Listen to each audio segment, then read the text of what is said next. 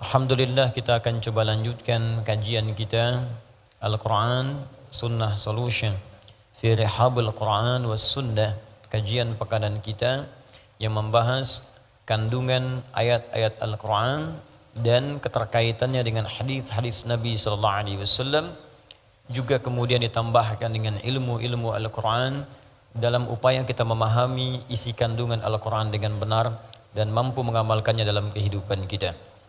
Semoga dengan itu kita digolongkan ke dalam satu golongan yang disebut oleh Nabi sallallahu alaihi wasallam sebagai golongan terbaik, manusia paling baik yang pernah hidup di bumi.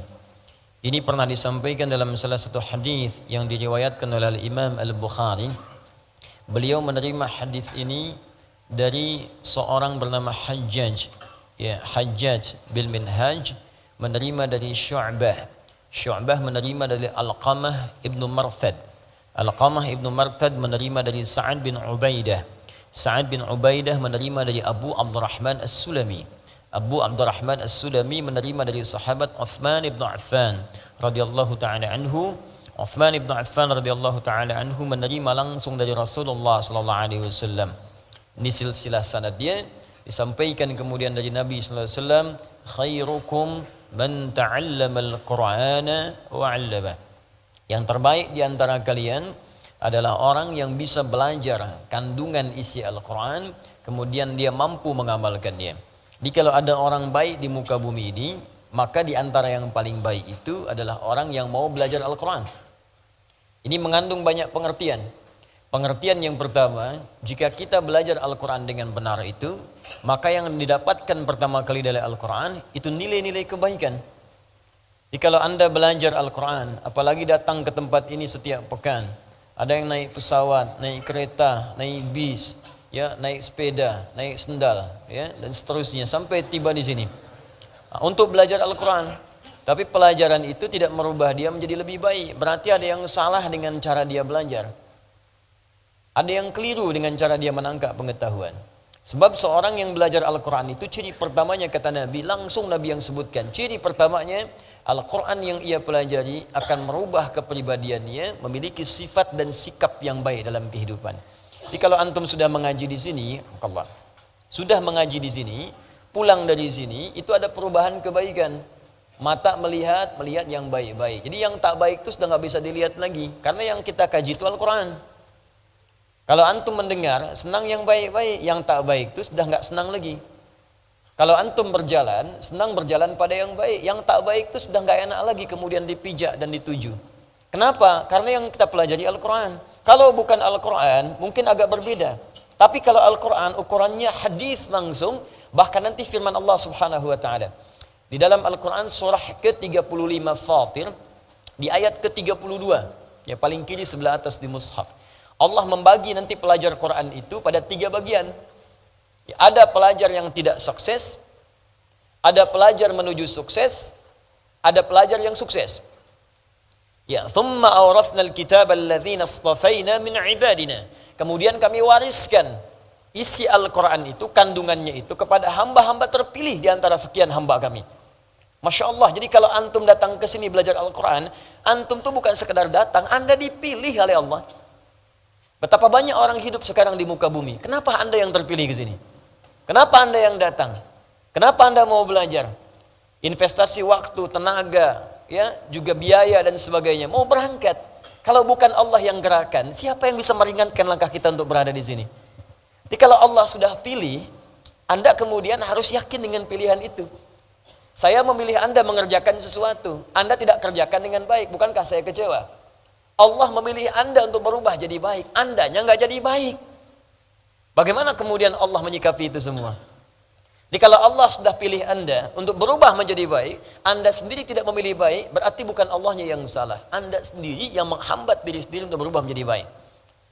Maka bertakwalah kepada Allah, senangi diri kita, berbahagialah. Karena ketika Anda sudah mulai berada di majlis ilmu dengan ustaz manapun, maka itu tanda pertama Allah menginginkan kita berubah menjadi orang baik. Itu ada di dalam hadis Al-Bukhari dari sekitar 97 pembahasan, 97 kitab di hadis Al-Bukhari. Di kitab ketiga namanya Kitabul Ilmi. Kitab pertama kitab Bad'ul Wahyi, yang kedua kitabul iman, yang ketiga kitabul ilmi. Nomor hadis 71. Ya paling kiri sebelah atas di kitabnya jilid yang pertama. Nabi langsung menyampaikan riwayat sahabat Abu Hurairah radhiyallahu taala anhu. Diriwayatkan juga hadis ini dari Muawiyah bin Abi Sufyan radhiyallahu taala anhu. Ya an Rasulullah sallallahu alaihi wasallam qaal, apa yang Allah sampaikan melalui lisan Rasulnya. Lihat kalimat nabinya. Man yuridillahu bihi khaira yufaqqihhu fid din. Man yuridillahu bihi khaira, siapapun yang diinginkan oleh Allah berubah menjadi orang baik, punya sifat-sifat kebaikan. Man itu ismun mausul, yadullu 'alal fardiyatil 'ammiyah. Huruf sambung konjungsi nunjuk pada objek atau subjek. Siapapun secara personal tanpa batas. Di setiap orang. Laki-laki, perempuan, tua, muda, besar, kecil, setiap orangnya, setiap Anda. Dan itu umum, jadi nggak peduli background Anda itu siapa. Apakah Anda pernah menjadi seorang penjahit? Apakah penjahat? Apakah pejabat? Apakah orang yang pernah berbuat maksiat? Pernah ada yang menipu? Pernah ada yang riba? Pernah mabuk? Pernah zina? Bahkan pernah membunuh? Kalau Allah sudah inginkan baik, jadi baik tuh. Contoh paling gampang di jahiliyah, kan komplit di situ. Penipu ada, pembunuh lengkap, pembegal ada semua. Jadi kalau ada yang sekarang penipu, pembunuh, pembegal, telat sebetulnya. Karena sudah keduluan. Cuman yang paling aneh, mereka itu taubat dan membawa pesan taubat dalam kehidupan. Jadi kalau orang modern sekarang nggak taubat, keterlaluan. Orang yang disebut jahiliyah, mau taubat berubah jadi baik. Duduk di majlis Nabi diinginkan baik. Kita mewarisi ta'lim Nabi, kenapa tidak merubah kita menjadi lebih baik? Kalimat Allahnya indah, kalau bahasa kita begini, saya tidak peduli. Seburuk apapun engkau dalam pandangan manusia, sejahat apapun keburukan yang pernah engkau lakukan, kata Allah, ketika Anda diinginkan oleh Allah menjadi baik, maka Anda akan jadi baik. Apa ciri pertamanya? Yufaqqihhu fid-din. Maka dia akan dibimbing, dilembutkan hatinya, diringankan langkahnya untuk mau datang ke majlis ilmu, memahami tuntunan dari syariat ad-din. Sampai paham. Bukan sekadar duduk. Kalau kalimatnya fiqih itu paham, mengerti. Jadi memang ini fokus, berniat benar untuk belajar. Bukan sekedar duduk, ngamat kiri kanan, begitu berlangsung ngambil sendal orang misalnya. Dia betul-betul fokus ingin belajar. Dia siapkan dirinya. Itu kata Nabi, itu orang yang pertama kali disebut langsung oleh lisan Nabi, ini orang diinginkan baik menurut Allah. Saya sering katakan kalau orang Bekasi bilang Anda baik, jangan dulu senang. Karena orang Makassar belum tentu kenal Anda. Se-Jawa menyebut Anda baik, Sumatera belum tentu lihat Anda. Se-Asia menyebut Anda baik, orang Afrika pun mimpi nggak pernah lihat Anda. Tapi kalau Allah katakan Anda orang baik, maka semuka langit dan bumi mengatakan Anda yang terbaik. Dan Anda pulang dengan status yang terbaik di hadapan Allah Subhanahu wa taala. Nah, hanya nanti orang yang belajar Al-Qur'an ini terbagi 3 bagian. Kata Allah, saya sudah berikan warisan, cuman warisannya nggak dipakai. Sama seperti begini, ada orang nerima warisan sekarang, banyak dapatkan, 1 miliar tiap orang. Apakah kemudian 3 orang yang mendapatkan, misal 3 orang dapatkan warisan setiap orang 1 miliar. Apakah setiap orang akan menggunakan uang itu dengan cara yang sama? Kadang bisa berbeda. Ada yang bangun madrasah dari uang itu. Ada yang bangun masjid. Ada yang berderma. Dan tidak sedikit yang digunakan untuk bermaksiat dan berfoya-foya saja. Ada yang mendapat warisan langsung dari Allah berisi kitabullah Al-Quran. Bahkan dia bisa datang ke majlis ini untuk belajar Al-Quran. Cuma sayang nanti ada 3 golongan terbagi dari orang itu. 1, wa minhum zalimun li nafsi. Ada orang yang zalim pada dirinya. Sudah Allah inginkan baik, dia mempertahankan keburukannya. Bahkan dia gunakan ayat-ayat Quran itu untuk berbuat maksiat. Ini golongan pertama, hati-hati. Hati-hati ya. Bahkan nanti di majlis ilmu itu ada yang mengutip ayat-ayat Allah, bahkan untuk bertentangan dengan hukum-hukum Allah. Semua agama adalah sama, menuju Tuhan yang sama. Cuman caranya beda-beda. Dipotonglah kemudian ayat-ayat Quran. Quran surat sekian, ayat sekian. Tidak dilengkapi, dipotong sebagiannya jadikan dalil. Hati-hati, ada yang begitu. Awas, karena Al-Quran sudah menyebutkan 15 abad yang lalu. Quran surah kedua Al-Baqarah, ayat 204. Ya, sampai dengan 206, paling kiri sebelah atas di mushaf.